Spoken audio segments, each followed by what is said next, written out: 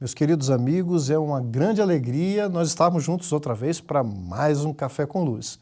Esse espaço de informalidade que foi criado para a gente tratar dos assuntos que tangem a nossa espiritualidade, a nossa essencialidade, só que de uma forma mais descontraída, tomando um cafezinho, você que não toma café, traz o seu copo d'água, virtualmente, senta aqui com a gente, vamos bater esse dedinho de prosa, com responsabilidade, vamos falar sobre assuntos necessários, importantes.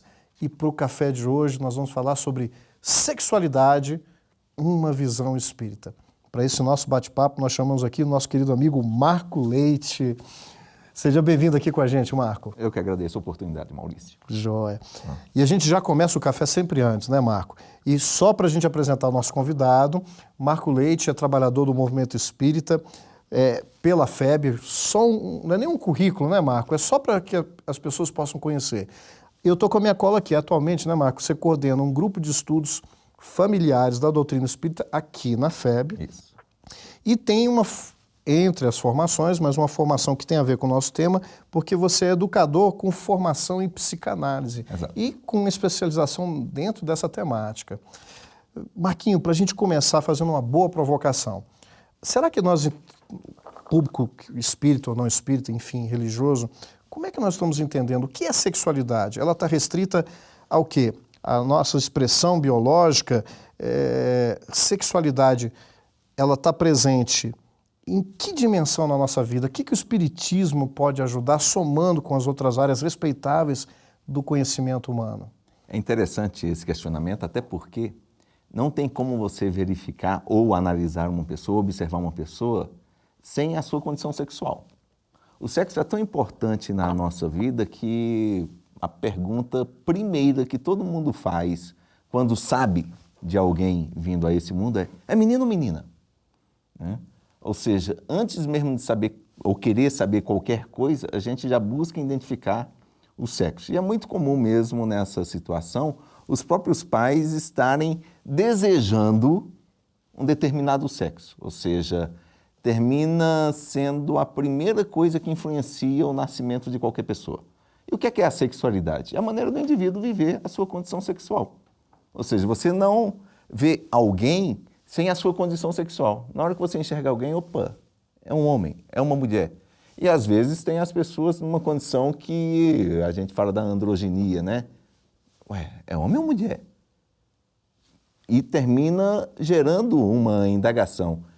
Mas essa indagação demonstra como é importante essa questão na vida, porque até incomoda esse questionamento que a gente se faz. Então, a sexualidade, nesse primeiro prisma, dentro do processo de evolução humana, e pelo menos enquanto possuidores encarnados, ela é mais um papel e um papel fundamental. Sim. Agora, a gente não está tendo problema quando esquece que, essencialmente, nós não somos esse corpo apenas. E aí, talvez a doutrina espírita, talvez não, ela estabelece uma contribuição muito importante, porque ela nos define de outra forma, antes do papel, antes do corpo da organização que nos serve. Perfeito. Essencialmente, nós somos o quê? Homens ou mulheres? Ou essencialmente... Vamos fazer referência à pergunta? Que pergunta é essa? Vai, vou deixar com você. Livro dos Espíritos. O Livro dos Espíritos, às vezes as pessoas falam, Kardec não tratou desse assunto. E nós temos especificamente 3 questões no Livro dos Espíritos, que é 200, 201 e 202, em que ele inicia essa discussão. Né? E é interessante a gente verificar que a questão 200, quando Kardec traz essa pergunta, e as pessoas às vezes terminam não entendendo a questão de Kardec, porque o que ele faz tem sexos. Ele não pergunta se tem sexo. Tá no plural. No olha, plural. Pode pegar aqui, ó. Tá no Olha plural. só. Tem sexos. Sexos. E por que ele está perguntando no plural? Né? Ele não está indagando apenas exclusivamente sobre a questão da relação sexual em si. Tem sexo e espírito. Quando ele põe no plural, ele está perguntando muito a questão do gênero. Ou seja, o espírito, ele pode ser como gênero masculino ou feminino? Né? E nós vamos ver que muitas vezes a resposta do pessoal, e eles terminam colocando basicamente o início da resposta. Não. E não é bem isso que os espíritos nos respondem. Vejam só. Não como entendeis, pois que os sexos dependem da organização. Até mesmo para a gente estar caracterizando o masculino e o feminino, teria que estar tendo essa organização. Então a gente observa que na resposta existe alguma diferenciação nessa questão sexual. Como é que é? A gente ainda não entende. Mas da maneira que nós entendemos, poderíamos dizer que é não.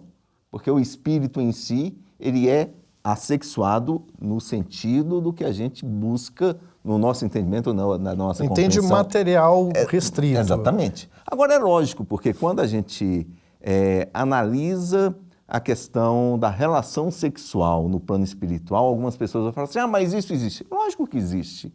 Até porque as pessoas que ainda são muito ligadas à questão do sexo, até voltado a uma coisa mais inferiorizada, animalesca, nesse sentido, o que nós fazemos aqui no plano encarnado, até mesmo no momento do nosso sonho, né, ao desencarnar, na espiritualidade a gente vai continuar as mesmas coisas. É interessante a gente colocar dessa forma, a gente conversava antes do início do nosso bate-papo, em que a gente precisava se remeter ao que o ser humano é. O ser humano tem uma multiplicidade muito grande. A gente até fragmenta no sentido de entender, mas eu não sou essencialmente corpo. Mas como corpo, a sexualidade polar, masculino ou feminino, exerce um papel muito grande na minha trajetória evolutiva. Mas essencialmente, como espírito, como chama, né? Como, vamos lá, incorpóreo, não imaterial, porque isso é mais complexo. Mas esse ser que carrega todos os valores, a inteligência, os atributos, ele tem a sexualidade num sentido muito mais abrangente. E aí, enquanto encarnado, exerce até num sentido mais restrito para procriação, para reprodução das espécies. Mas quais outras obras nós podemos ver nessa força sexual? Esse atributo, ele é da alma, a despeito da materialização. Puxa um pouquinho nisso. Até porque nós vamos encarar a sexualidade como uma energia, né? Emmanuel mesmo no livro Vida e Sexo, e depois André Luiz traz isso até mesmo antes da publicação desse em suas obras, que o sexo é a energia criadora. Na hora em que ele busca até o entendimento da atração dos astros, né? É uma energia sexual. Nesse sentido, a gente vai verificar que tudo quanto e qualquer coisa na vida, quando se traz a energia para a criação, nós temos energia sexual ali, num sentido mais amplo. E que une os diversos elementos, não só os elementos inteligentes que povoam o universo, os espíritos, mas está presente em toda a expressão divina na matéria, né? Exatamente. Acho bonito porque, se nós formos ver por esse lado, a união das moléculas que formam os elementos químicos, ali está presente a função, uma energia sexual. Então, se é um atributo da alma que pode ser exercida de uma forma restrita, se uma pessoa não chega a ter no uso, no atributo do seu corpo físico, se ele usa essa força sexual nas criações, na literatura, na música, na poesia, na energia que se coloca no esporte, essa também pode ser considerada energia sexual? Que é a energia da criação. Quando Freud trouxe isso no final do século XIX, trazendo a proposta da libido, né, como a energia criadora, e que algumas pessoas falam assim, é só a relação sexual, não é. Essa libido que Freud traz é exatamente esse contexto que a doutrina espírita nos trouxe, que é a energia criadora. Então não é a proposta de simplesmente as pessoas terem a relação sexual no sentido do coito que ele vai estar utilizando a energia sexual. É o exemplo que você citou. Algumas pessoas, vão pegar aqui muitos religiosos mesmo, né? De todas as religiões. Independente de qual seja. Eles usam a energia sexual? Lógico que sim. Nós temos o querido Chico Xavier, no relato do livro Sexo e Consciência, quando o Divaldo nos traz na intimidade da conversa de Divaldo com o Chico relata que conseguiu controlar a sua energia sexual para o trabalho da mediunidade. Então ele exerceu de maneira não conflituosa. Perfeito. Porque tem gente que não vê o próprio conflito, mas quer botar conflito nos outros, né? Exatamente. Ele exerceu essa sexualidade de forma harmoniosa, sem utilizá-la no exercício, por exemplo, da criação absolutamente sagrada do que é um lar. Sim. Não é isso? E por que ainda nós colocamos tanto conflito e tanto noção de pecado na sexualidade? Por que ela é um tabu para nós? Essa é uma história antiga. Se nós formos verificar, até pela nossa formação da civilização ocidental, né, que nós temos uma cultura judaico-cristã, isso iniciou até mesmo com o aspecto bíblico, quando se fala da ideia do pecado original, né, trazendo a proposta da maçã. O que é que se analisa muitas das vezes nessa passagem? É o sexo. Como assim? Na doutrina espírita nós vamos ter que o sexo é uma coisa divina. Pois é. E colocam como pecaminoso. Até porque dentro da doutrina não existe essa proposta de pecado. Tá? Mas quantas e quantas vezes a vovó antigamente, menino, não pensa nisso, isso é pecado. Né? Já trazendo a ideia suja. Até porque quando se pensa ou se fala em sexo, as pessoas remetem isso a sujeira, a pecado, a coisa ruim. E não é. Até hoje nós estamos vivendo a herança de culpas muito graves, porque a gente se vê muito nisso. Ou a gente aponta o dedo para o outro, ou alimenta conflitos muito graves. Sim. E se culpando por sentir essa força sexual. Então a questão está muito mais no gerenciamento dessa energia, Marco. O que não é fácil, né? Emmanuel mesmo no prefácio do Vida e Sexo... Ele fala que como se fosse fácil para o Chico ter feito o que fez, né? E ele dá essa orientação para o Divaldo, né? Do controle que a gente tem que estar exercendo sobre essa situação. A energia sexual em nós é muito forte. Isso aí não resta dúvida nenhuma. Por isso que a proposta é de exercer um controle. Não um controle externo, mas um controle interno. De nós estarmos exercendo o controle sobre nós mesmos, sobre esses desejos. Freud mesmo chega a colocar que a sociedade só conseguiu se estabelecer por conta dos controles, do controle do desejo individual. Porque nós somos pessoas que estão buscando prazer o tempo todo. E o prazer nos faz bem. Agora, se a gente não controlasse o nosso prazer, como é que seria a sociedade?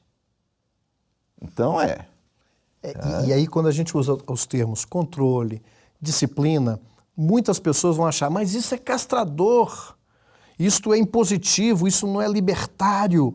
Então, nos passa uma sensação de que, mesmo nos dias atuais, com todos os contributos das ciências humanas, psicológicas, a psicanálise, o contributo das reflexões saudáveis no campo da religião, mesmo a despeito de tudo isso, a gente está muito nas polaridades, nos extremos.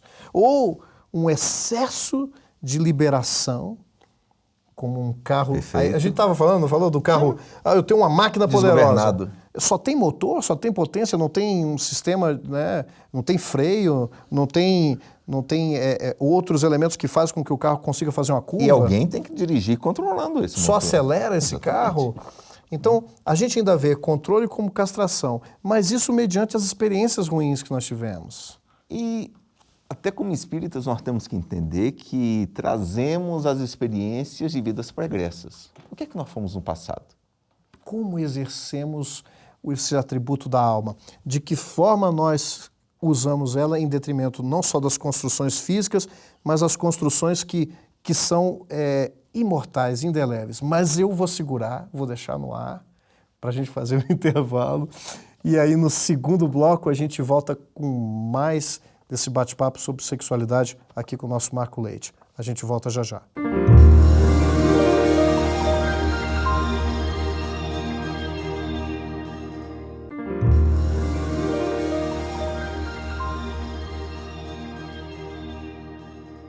Queridos amigos, estamos de volta nesse pequeno intervalo, esse bate-papo sobre sexualidade, uma visão espírita, aqui com o Marco Leite. Marco, a gente estava aí, paramos no primeiro bloco, e a gente falava da questão das nossas múltiplas experiências como espíritos imortais que se utilizam de uma organização física e que têm os papéis que são importantes. Se essencialmente nós não temos como espíritos uma organização só masculina ou só feminina, e Kardec nos coloca, a gente vem reencarnando, às vezes num corpo masculino, às vezes num corpo feminino, porque a estrutura de cada organização nos dá lições diferenciadas. É esse o propósito dentro do aprimoramento do espírito humano? Isso, o que a espiritualidade nos coloca, e isso é interessante que fique claro, que a gente não reencarna num corpo masculino, na próxima é feminino, na próxima é masculino. Não fica não, só não. isso, não. Nós temos, durante alguns bons momentos encarnatórios, experiências no corpo feminino. E vai chegar um momento em que só a experiência que a gente adquire no corpo feminino não é suficiente para o nosso processo evolutivo. A gente precisa também passar pelo masculino. Normalmente o pessoal fala que é o inverso, né? Porque as mulheres são mais elevadas. Então a gente começa no corpo masculino para depois passar pelo feminino para evoluir melhor, né? Mas independente dessa situação, chega um determinado momento que a gente precisa adquirir as experiências do outro sexo. E por isso existe essa transição de polaridade. Então hoje que nós aqui estamos ocupando um corpo masculino, com certeza em um passado nós já estivemos num corpo feminino, ou daqui a alguns séculos, ou na próxima encarnação, isso vai estar acontecendo. Então não tem como a gente dizer assim, eu sempre fui homem, né? Enquanto vida espiritual. A gente precisa estar equilibrando essas duas asas. Assim como outras situações que são programadas e que a gente vivencia, às vezes com muita autoridade, com poder, sim, outras vezes na subordinação, outras vezes na riqueza, na pobreza, na determinadas exatamente, questões que tangenciam as limitações de ordem física. E a sexualidade tem esse papel de nos educar como espíritos imortais. Sim. Não é? Até porque o que acontece? Qual é a característica primordial da sexualidade feminina ou da experiência que adquire no corpo feminino? É a sensibilidade, a emoção, que é mais característica da mulher. E no caso do corpo masculino ou da masculinidade, né? É a energia, é a razão, entendeu? A força. A força. A resistência está mais com a mulher, mas a força exatamente, com o homem. Então precisamos estar equilibrando essas duas coisas ao longo do nosso processo evolutivo. Então muitos dos conflitos que a gente conversou até no bloco anterior seria um apego excessivo a determinados papéis. Então, apesar de eu ter que me identificar com a minha organização, não é ter que identificar, que é saudável, é importante também uma identificação com a minha organização física, eu me apegar, por exemplo, quem você é? Eu sou o homem. Não quer dizer que eu disser, não, eu sou espírito, não importa o sexo. Não, é importante que eu me identifique com isso. Sim. Eu sou mulher, não tem importância. Mas a questão é, o que me define é a minha sexualidade, porque se o que me define é a minha sexualidade, eu posso, por exemplo, na encarnação futura, por necessidade evolutiva, não ser homem. Acabou a minha identificação. Eu sou um médico. Mas você está médico, está tudo somando para esse espírito. Perfeito. É um raciocínio válido, Marco? É porque, inclusive, Joana de Ângeles nos coloca que o equilíbrio sexual do indivíduo está quando ele busca a identificação psicológica com a sua condição biológica. E aí você tem esse equilíbrio, ou seja, se acreditamos que Deus não erra, se Ele te colocou num corpo masculino, é porque nesse momento da vida você tem experiências a ser adquirida enquanto sexualidade masculina. Se você nasceu num corpo feminino, tem alguma razão de ser. E foi interessante você colocar, porque quando fala identificação com aquele aprendizado do sexo masculino. Só que a gente não pode entender que mesmo encarnado, aquele sexo seja apenas para o momento da cópula, do coito. Não. A sexualidade, mesmo encarnado, ela tem muita abrangência. Porque senão, aquelas pessoas que optaram por ter um exercício na sexualidade diferenciada, nós vamos estigmatizar ou ter o preconceito. Perfeito. Não é isso que acontece, inclusive na homossexualidade? Sim.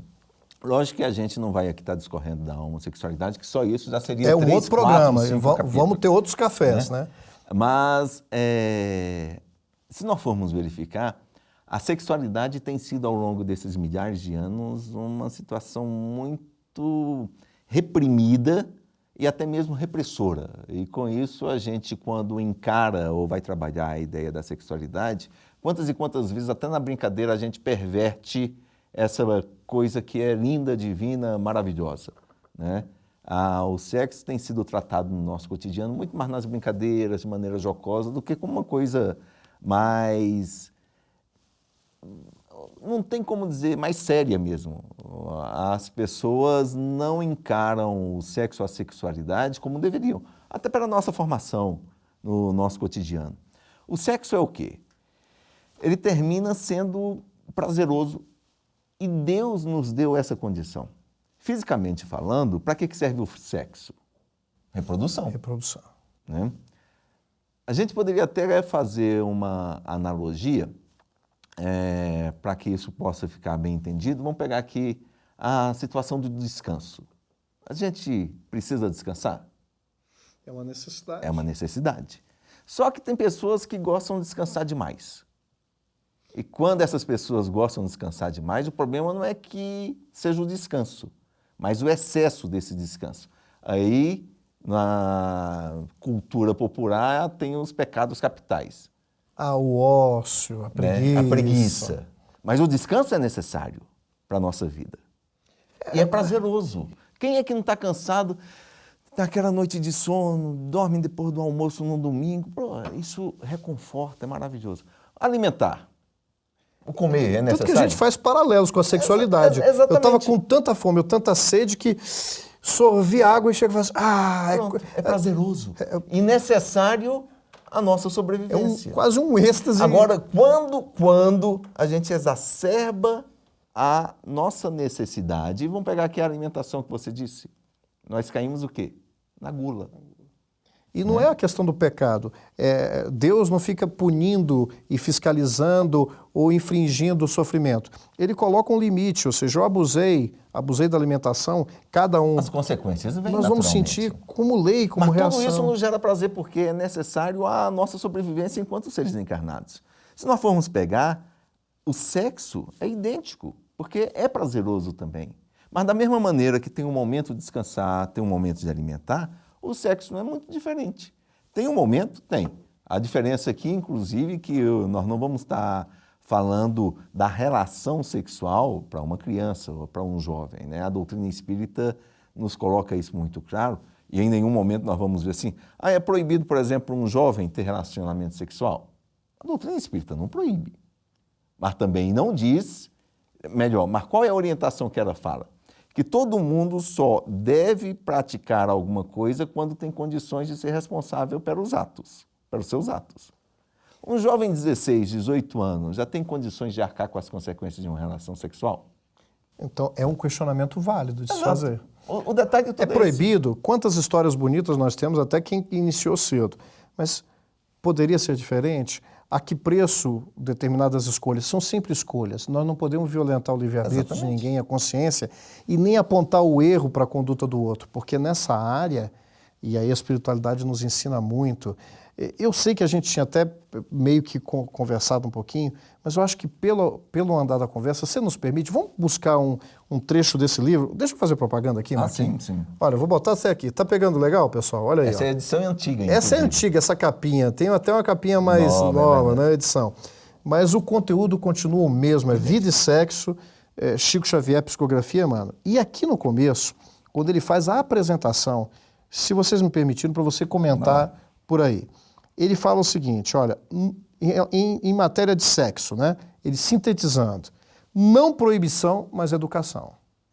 Não abstinência imposta. Mas emprego digno. Mas emprego digno. Com devido respeito aos outros e a si mesmo. Olha que fantástico.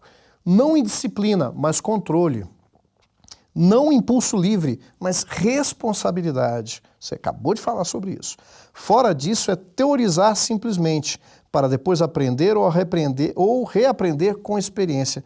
Marquinho, pega Emmanuel aí e dá esse recadinho para o nosso telespectador aí. A doutrina espírita é uma doutrina libertadora, ela não é castradora. É interessante que, às vezes, quando algumas pessoas falam, você é espírita, você mexe com a questão da sexualidade, me convença.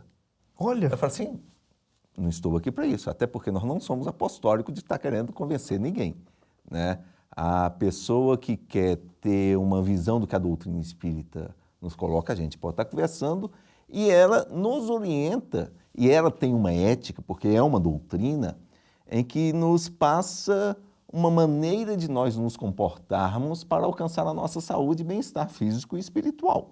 Traz uma proposta que você pode aderir ou não. Exatamente, é uma proposta. Eu me convenço por mim mesmo, não porque o outro for sua barra. Então, apesar dela não estar proibindo, ela orienta e nós, seguindo a doutrina espírita, vamos conduzir os nossos comportamentos de livre-arbítrio ou não. Agora, quando a gente não segue uma orientação, o que é que acontece? As consequências podem adivinhar, porque e aí talvez seja um dos grandes problemas quando trabalhamos na ideia da doutrina espírita. E lembro de um seminário que fiz há alguns anos em Santa Catarina, né, junto aos jovens, isso num sábado à tarde. No domingo de manhã, tive com os pais desses jovens fazendo seminário sobre sexualidade para eles também. E ao final do seminário, um casal falou assim: Marco, minha filha teve ontem aqui no seminário que você deu, e quando ela chegou em casa, eu perguntei: e aí, como é que foi o seminário? Ela disse: uma porcaria. Eu levei até um susto, né? E os próprios pais falaram assim: porcaria? Por que porcaria? Porcaria de doutrina espírita. Aí eles levaram um susto. Como assim porcaria de doutrina espírita? Eu falei assim: não proíbe nada. Olha, né? Deixa para a gente fazer e somos responsáveis e vamos arcar com as consequências de tudo que a gente faz. E é essa a proposta da doutrina espírita. Ela é orientativa e orientadora dos nossos comportamentos e nos dá a responsabilidade de nossas ações. E arcar com as consequências não quer dizer assim, vai se lascar. Não. Não. É que se eu me afasto da lei e tenho determinadas questões que são desagradáveis ou que não me fizeram feliz, não é um aspecto punitivo, é um aspecto reeducador. Eu aproveito essa experiência para refletir. Aonde eu estou desrespeitando a mim mesmo em matéria de sexualidade? Aonde eu estou aviltando e utilizando os companheiros, né, do sexo restrito na conjugalidade, na relação entre os seres que se unem dessa forma, ou num sentido mais amplo? Como é que está permeando essa força que nos une, que nos convida a construções melhores? Até porque, e aí entra uma outra coisa, que quando as pessoas começam a encarar a questão do sexo e sexualidade, eles falam assim: mas isso é normal, isso é anormal. Na ciência, nós vamos estar encarando que seja normal ou anormal de acordo com o ângulo da visão que a gente vai estar buscando enxergar. Por exemplo, na hora que você identifica a normalidade pelo ponto de vista biológico, pode ser anormal do ponto de vista psicológico, que pode ser ainda anormal do ponto de vista sociocultural. Vamos pegar aqui a questão da monogamia. A monogamia na nossa cultura é o ideal, né? Inclusive por lei tudo direitinho. Na cultura muçulmana, a poligamia é normal, na nossa não é. Entendeu? Na biologia, entra uma série de outros questionamentos. Vou só te interromper um pouquinho, porque nós vamos fazer um suspense, mas como o nosso tempinho, eu estou olhando agora, eu olhei para cima, vi o nosso reloginho, e é bom que a gente vai deixar esse gostinho no ar, Marco, para que a gente entenda e para a gente finalizar com esses últimos pensamentos seus, que é fundamental o respeito acima de qualquer questão. O respeito à consciência das pessoas, o respeito à dignidade, porque se na sexualidade nós não tivermos amor a esse ser humano, que a exerce em todos os sentidos, a teorização vai ser terrível. Eu te agradeço imensamente.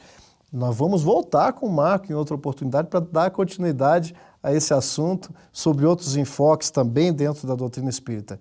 Muito obrigado, Marquinho. Maurício, até uma próxima. Um beijo no coração de todos, até o próximo café.